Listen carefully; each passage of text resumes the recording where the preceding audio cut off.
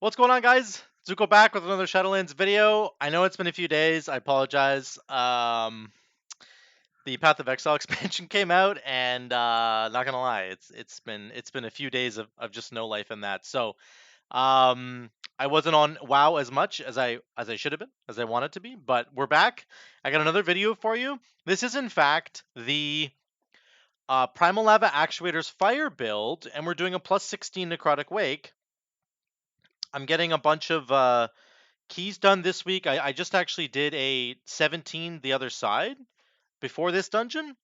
And I was trying a different Storm Strike build, which I don't really like that much. I'll talk about that later. But, excuse me, my rating is climbing. We're almost at 2100. I'm at like 2090 something, which is really cool. And I'm really excited about that. But for now, in this dungeon, we have a plus 16 Necrotic Wake with the fire build. So we are running Lashing Flames. We are running Hot Hand, of course, and we are running Fire Nova. Now, in this opening pack, you're going to see I forgot to put Fire Nova in my bar because I had just switched over from the other build, which is really tragic. But let's jump into this. We're going to jump through the dungeon like we always do, and I'm going to show you some of the highlights from the dungeon on why this fire build is good, and also why it's bad, or what parts of it are not as strong. So just as like a TLDR for this fire build would basically be to say you're going to have consistent AoE damage like a lot of these builds do that aren't Doomwinds builds, and on 6 targets, like 6 to 7 targets or less, you have amazing cleave and like spreading of flame shocks and juicing them with lashing flames, which doubles the damage of the flame shock, right? And then you detonate it all with Fire Nova. And we've looked at this on the PTR, and this build is only getting better. So it's cool to see that it actually works, even in this Mythic Plus environment right now, without having all the buffs. Let me get my notes over here. Grab a coffee. Kick back, relax. We are still Kyrian, of course. I actually didn't even change my conduits for this one. I still had the Maelstrom conduit, which is okay. Nothing wrong with that. But let's get into this. You're going to see the opening pack is kind of garbage. Okay, so we're going to run the fire build. So there's my talents there, right? Lashing Flames, Hot Hands, Fire Nova. We are also running Ascendance, which you're not going to be doing in 9.2. You're going to run Elemental Spirits. But I was just trying it out to see if I could balance out getting some more AoE burst, as well as some funnel damage on the Wind Strike. And you can, if you get a Hot Hand proc, you just alternate between Wind Strike and Lava Lash, which is kind of cool. So Ascendance, actually, just to give this a whirl. Remember to summon your dogs before the dungeon starts, always. So you can see my dogs are up in the top right-hand corner here. Maelstrom stacks going up. I forget to put Fire Nova on my bar, so this is pretty bad at the opening here. So this is a very different build. Oh boy, I'm gonna die. Try to get Flame Shocks out, because you want to spread for Fire Nova, which is not on my bars currently. And I should have popped Descendants here. This was a big just mistake. So my damage is really bad.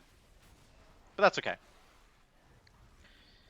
I wasn't even ready. I didn't have my buttons, baby. It's alright. The point of this build is to spread Flame Shocks, so you can detonate with Fire Nova, and then to buff the Flame Shocks with Lashing Flames from Lava Lash, right? And the more Flame Shocks you spread around, the quicker your Lava Lash cooldown goes down because of Primal Lava Actuators, right? And also, the longer that these fights go on, the more your damage will even out. You'll see over the course of these fights that our damage will go up. Everybody else's damage will start up here, and then it will come down. And ours will start kind of in the middle, and it will go up as the fights go on. So obviously everybody had their cooldowns, and I wasn't even ready. I didn't even pop Ascendance because I'm an idiot, and I just wasn't paying attention. On big AoE, we're not going to have the same kind of damage, of course. That's just how it works. But you'll see our consistent damage versus how it evens out. Let's go to 155.30. Let's skip ahead. This guy's just pretty boring. So here we go. Actually, we'll move forward even a little bit more. Oh, you can see at the end of this, that was a damage evens out there. 3-target cleave there. Even out in the end. We had really good damage though. So the Moonkin's down at like 6.5k, and we're up at 9k because, again, on like 3 to 6 to 7 target cleave is so good for us. It's so good for this build. Check this out. Here's our consistent AoE. Look at how big we started at the beginning. 14k, 15k, right off the bat with the detonations. This only gets better in 9.2, guys. In 9.2, you'd have free Flame Shock spreading. It's so good. Like right now, I'm doing it like the hard way. I'm having to apply my own Flame Shocks. Caps, no.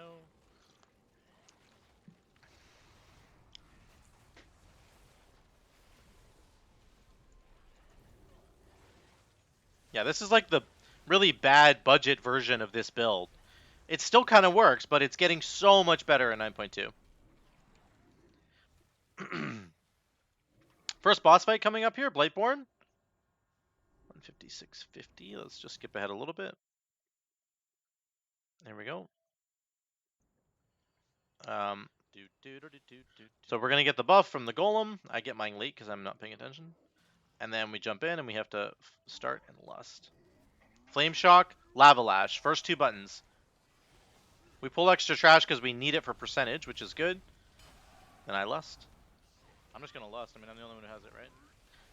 I didn't realize I was the only one till that moment, but... You can see our damage is at 13k. The Warrior's obviously ahead of us because he's used Spear, Bastion, and Blade Storm. They've used their big combos, but you'll see over the course of the fight, we will even out. We'll stay where we are. We'll stay at at the higher values here, 12, 11k if we get a hot hand proc. And everybody else will sort of come down and we'll start to equalize. By everybody else, I just mean the Warrior. We're way ahead of the Boomkin. He's having a hard time. But that's okay. His build isn't maybe designed for single target. Vesper Totem, Sundering, Fire Nova. Get that value. That's why you have the button, to do extra damage to adds, cleave, stuff like that. Spread your Flame Shocks when you can to get more cooldown reduction on your Lava Lash, right? With Primal Lava Actuators. It's kind of a way to cheat cooldown reduction. Come on. One time. Give it to me.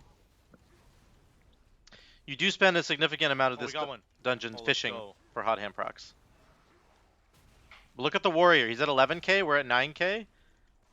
We can start catching up a little bit. If we got another hot hand proc there, it would have been awesome. But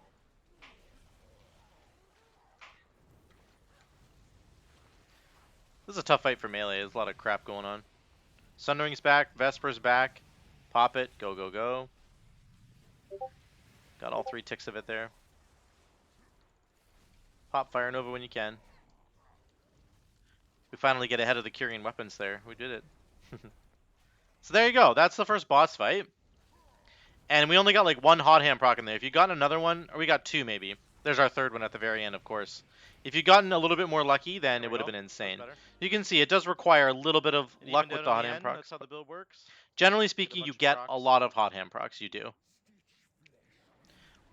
Flame Shock into Lava Lash. That's the combo. And then going into 9.2, that'll be the combo. We do have a sentence here. I think I pop it. No, do I win? This is big damage here for us. This is without a sentence. This is just fire stuff. Look at that. Alright, we're keeping up with everybody else.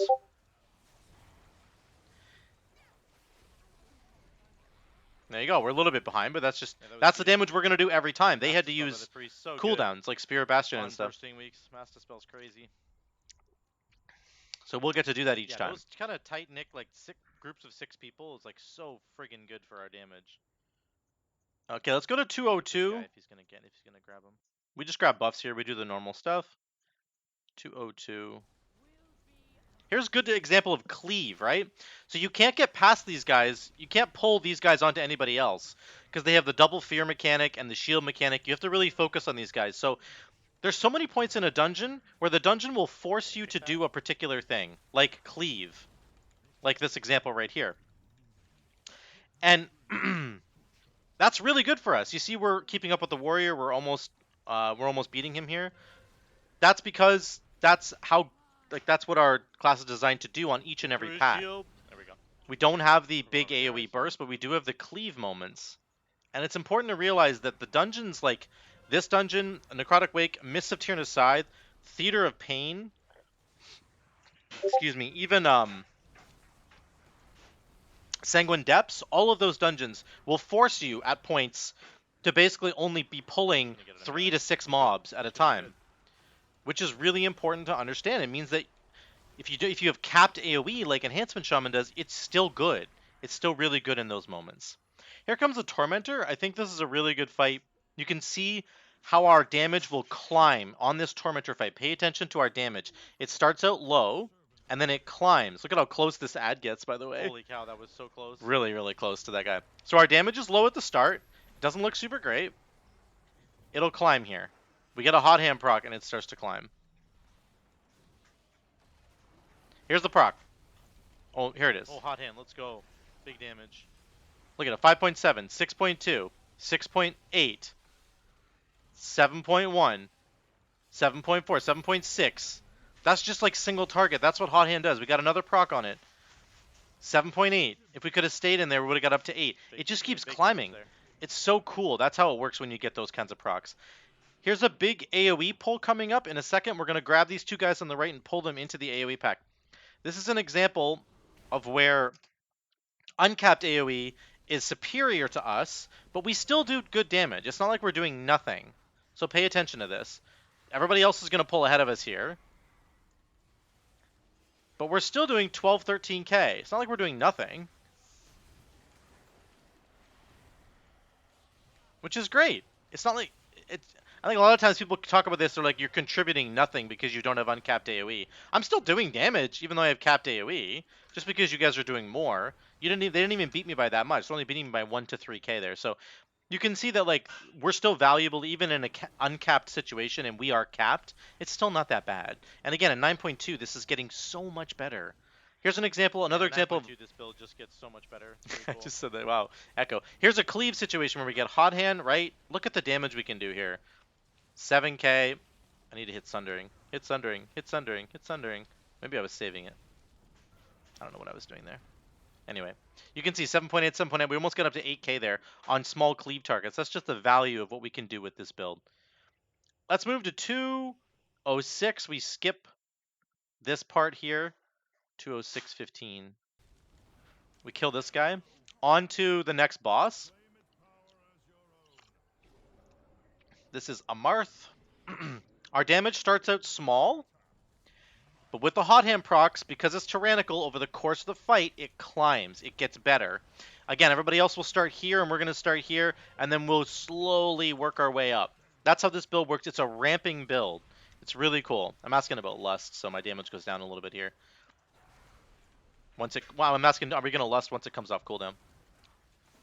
We hadn't really discussed it yet, so... which is fine. Sounds good. We're going to Lust when it comes up. So, our damage is okay here. 8.2. You're going to see we're going to get multiple hot hand procs in this fight, and it just goes up, which is awesome. In Lust window, you get hot hand procs like all the time. It's so good. There's one right there. Boom. And then look at the cooldown of Lava Lash. It's 1 GCD. Good times. And you're just doing so much damage. We're just pumping damage. Make sure to kick the mages. These guys are really good at CCing, but we have a range kick, best kick in the game. Use it on this fight, guys. Use your kick on the mages to interrupt that Frostbolt volley. It does too much damage.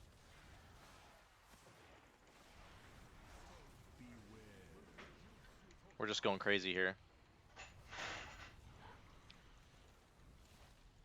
Again, good damage. Got some procs for the Ascendants. We did use Ascendants here on the boss because it's tyrannical and the boss face just takes so flippin' long. Make sure to kick the boss too. Again, kick the range, guys, but your cooldown's 12 seconds on your kick, guys. Just use it. Please just use it all the time. Then when the boss fight's ending here, we can just focus it down. But you can see by the end of the fight, we're solidly in second place behind the warrior there for the DPS. Because that's how this build works. Just over time, it ramps up, nice. Goes and goes and goes. It's really cool. Okay, so that's good. Let's move forward. 209. Let's keep her going. Here we go. So we kill this first little pack. Funneling here. We're just hitting this one guy because in 9.2 you will be able to funnel so much better with this build because you're going to have free flame shock spreading, which reduces the cooldown of Lava Lash, and then buffs the damage of Lava Lash, and you pour all that damage into one target. So you spread flame shocks for the cleave, and then you're funneling that damage into one target. It's really good for that. Damage that we need to be doing. It'll be better in 9.2, like by a mile. Here's a big pull. Hey, tank, what are you going to do? Please don't muck this up. Oh boy, he's going for it. This tank was great. Really good tank. Big AoE, uncapped AoE here. Everybody else should be ahead of us, like the Warriors doing 35k. But you will see, over the course of this fight, stunning out of that, we're going to pull back ahead. We're in 4th, we're in 3rd, we're back in 5th again.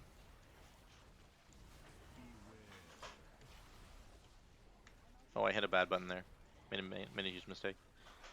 There we go. We're gonna pull back, pull up, keep going, keep going. Again, like you won't have to press Flame Shock in 9.2. I can't tell you how much of a quality of life that is, guys. It's crazy. And we're back in 3rd place by the end, behind the Warrior. So good damage from them. They should do more damage than us because they have uncapped AoE. That's where they're going to be strong. We're stronger in all the other packs in between, or we're right on par with them, right? Here's a 3-target cleave situation. Really good for us. Three Flame Shocks are out. Hot Hand procs. Look at how fast the cooldown of Lava Lash comes back. It's like a 3-second cooldown. And then if you get a Hot Hand proc, it's like a 1-second cooldown, which is just amazing. Again, you won't have to spread those Flame Shocks in 9.2. So much better. Here comes the next 2:12:30. Let's go to there. 2:12:30. 2:12. A little bit more. 30. Okay, here's the Gore Grind fight. This is the perfect example of how we ramp up damage over time. We start here and we slowly ramp our way up like a warlock, basically. We're 3rd right now, doing 8.6, 8.7. We need a Hot Hand proc. That's what we're looking for. Right? So we're just... But these fights are long because the keys are higher now.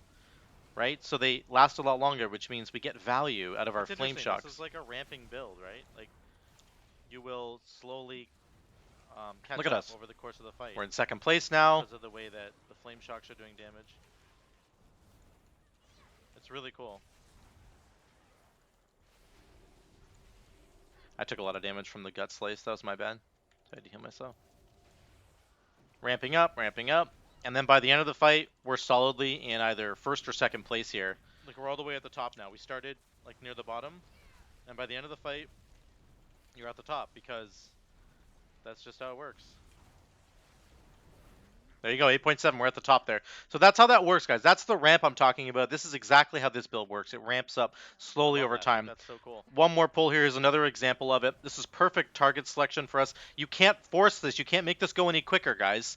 You can't pull any faster packs. So classes that have capped AoE like Shamans are perfect in here. This is great because we don't have any big cooldowns to blow here. We're just doing that consistent AoE damage on a smaller number of targets, and it's great. This is just going to be, again, so much better in 9.2. It's crazy, man.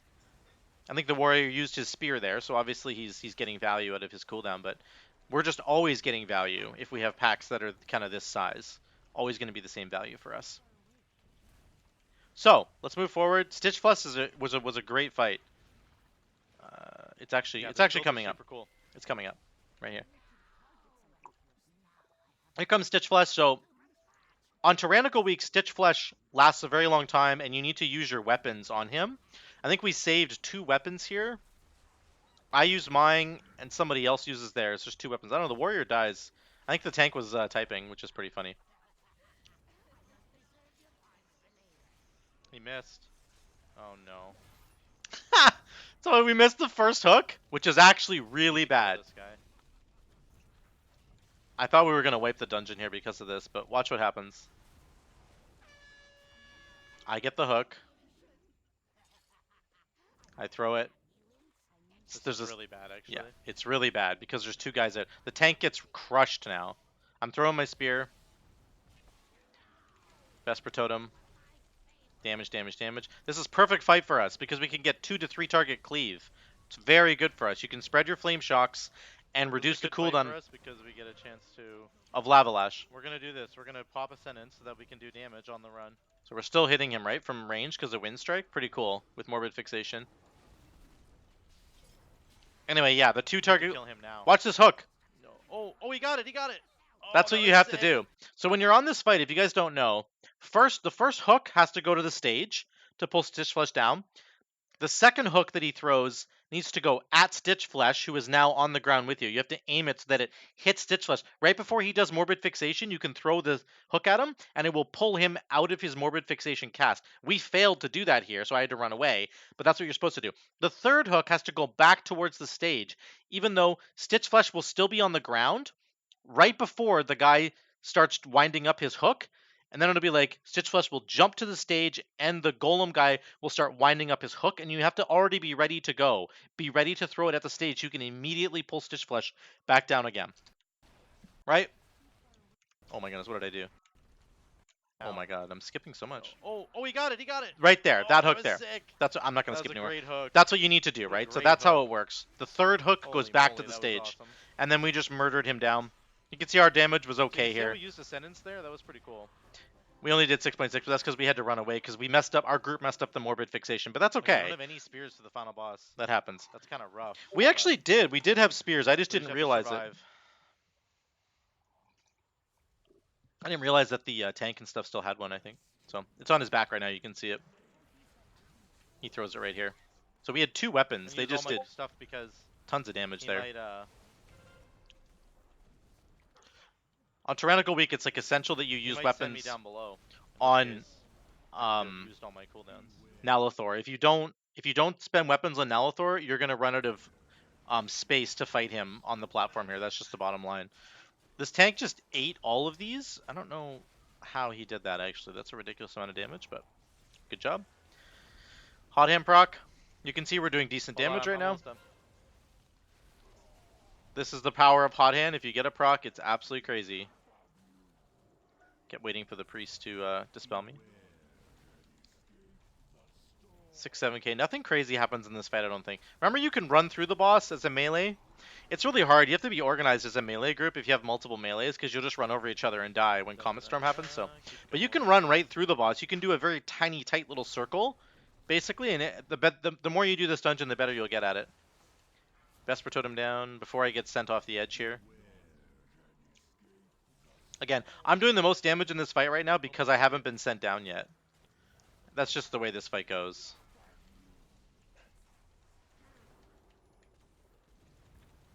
Need our wolves back, and Ascendance will come back. He just spell reflected that. That was awesome. Keep going here. Another Comet Storm. And then I think I get sent down, and then I think it's over. So I think that's the entire fight there. There's nothing crazy happening here. I had to go the long way. I beat this guy up. You can use your mobility when you're down here. Just back up really quick. Probably kill him by the time I get back. So you should save your speed. You should save Spirit Walker's Grace speed, which is so and your dash for down here, because then you can get it done in half the time. So I messed that up. But we got it done. And there's my rating. My rating's 2092 now. We're almost at 2100. So that was it. That was our damage. We were second on the damage meters here, 7.5k overall. Not too shabby. These guys were a great group. Wonderful group.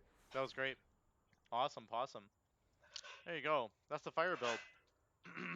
So there you go. You can see that we've got Lava Lash. Flame Shock damage is obviously going to be the highest because we're pressing Lashing Flames, right? So a couple of things. I didn't run the Lava Lash Conduit for crits, which would have been probably really good to run. In 9.2, this build is getting 10 times better, right? Because it's freely spreading Flame Shocks with your Lava Lash knife, so you don't have to press Flame Shock. You don't have to press it once on the pull. You can go Flame Shock into Lava Lash. That will spread 3 more Flame Shocks. So you have 4 Flame Shocks now out for free, all ticking. And then you detonate it with Fire Nova.